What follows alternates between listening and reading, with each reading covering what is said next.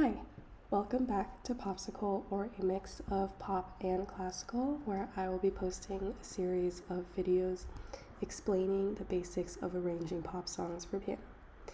In my next series of 8 videos, I will be discussing pieces I've hand-selected that represent music through the decades, starting from the 1950s and working our way up to today. So for my 4th video, we are going to the 80s, where the movement of new wave music and synthesizers in pop were taking over the scene. And one of the bands to do so is called When in Rome. So When in Rome was a new wave synth pop group, and new wave is a genre characterized by pop trends in the 70s with synths added, and they were formed in the UK in 1987. They were pretty unknown until their 1988 hit, The Promise, skyrocketed them to the top of the US Billboard charts. And the song has since been featured in many famous films like Napoleon Dynamite, and is still regarded as an 80s classic today, though the band didn't really have any hits as big as it after. And since it is the epitome of synth pop and the sound of the 80s, I decided to arrange it for this decade. So to start off, the BPM here is quarter note equals 108.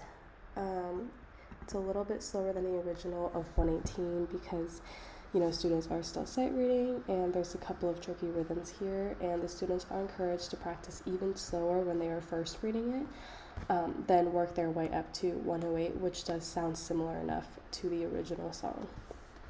The key signature, there is none. It's in the original C major, so it's easier enough for the students.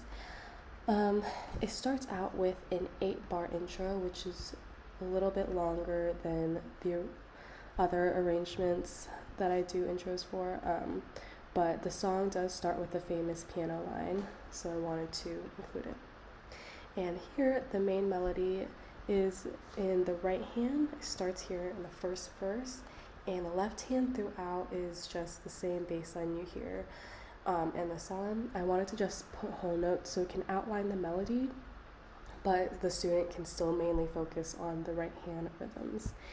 And there is a lot of syncopation in the first verse in the intro, so I wrote down more subdivisions for the student to clap or count out loud or play along to.